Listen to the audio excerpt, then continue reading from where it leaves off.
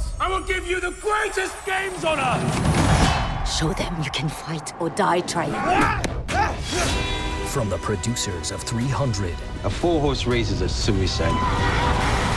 Let the games begin! Starring Oscar winner Anthony Hopkins. Behold, this arena will be built for Rome. Rise or die. Those About to Die. A new Peacock original series streaming July 18th.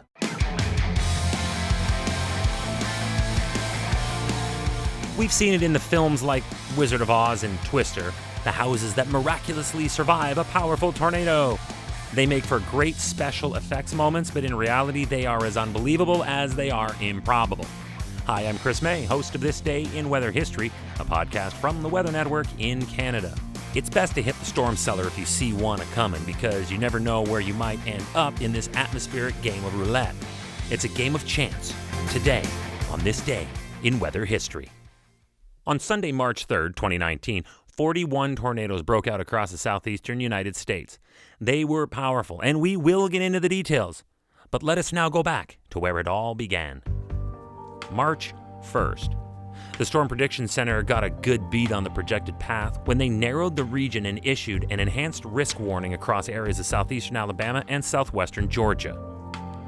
March 2nd. The SPC, the Storm Prediction Center, issued risk advisories, upgrading this now to a warning. Difference between a watch and a warning? A watch is where you watch the television to see the live coverage of the storm's potential. There has been a risk issued, so that means there is enough evidence to suggest that this could happen. All the ingredients are there, but it has not shown any signs of happening yet. When a warning replaces that, it means that the ingredients have come together, and we have a certainty that the event is either imminent or already occurring. This area in the south was now warned that tornadoes were likely. This is where you turn up the volume of the television as loud as it can go so that you can at least still hear the news. But you head to the storm cellar, basement, or inside room with no windows. Bathroom is always number one in apartments and condos. And remember to bring pillows or a mattress to protect yourself from any flying debris that may occur. Remember that This Day in Weather History can be enjoyed a number of ways. Right now, you're listening to the full version of the podcast on your favorite podcast provider. But there is also the daily podcast video short. They're shot right here in my podcast recording studio, so you get that perspective, and oftentimes they will include visuals from that day's event from when it happened in weather history. So after listening to the full story, go and check out the podcast video short on television or online at theweathernetwork.com/weather history. On the morning of March 3rd, the center of an upper-level low was spinning like a top, guided and fueled by a strong jet stream ripping over northern Ontario and heading towards James Bay.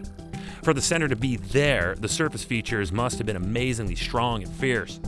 The first of, get this, 41 tornadoes broke out around dinner time, 5 minutes to 7 p.m. local in Chatham, Alabama. But a lot happened next.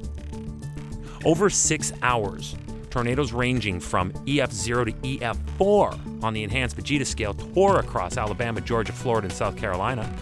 This onslaught resulted in 23 deaths and 103 additional injuries, along with a line of damage that always boggles my mind as to how rebuilding actually gets done when you see the images of what little is left behind, because normally there's nothing. Not on This Day in Weather History. I'm getting to it. There was one EF4 that started off just west of Beauregard, Alabama, that went for 1,500 meters. That's 1.5 kilometers. And it also traveled at a blinding 110 kilometers per hour. That's close to 60 miles per hour. It was a very violent tornado. It ripped across 2 whole states. This is where the tornado tore through a subdivision in Waverly Hill, Georgia, during one part of the EF2 damage. In today's accompanying podcast video short that you can see on TV in Canada, on the Weather Network, or online at theweathernetwork.com/weather history, you will see aerial photos of the destroyed perimeter before and after the tornado hit. Now, somehow there, among all the rubble, you will be stunned at how a tornado completely missed one home in the middle of hundreds of downed trees. It is the most unbelievable and improbable image you will probably ever witness. But, unlike the movies about tornadoes, this one really happened. This day in weather history. Tomorrow is March 4th, and we will revisit Canada's worst avalanche disaster in history.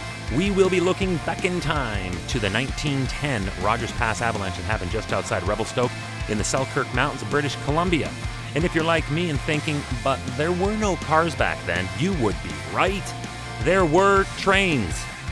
Now you're getting it. Be here tomorrow to find out how this played out on This Day in Weather History with me, your host, Chris May.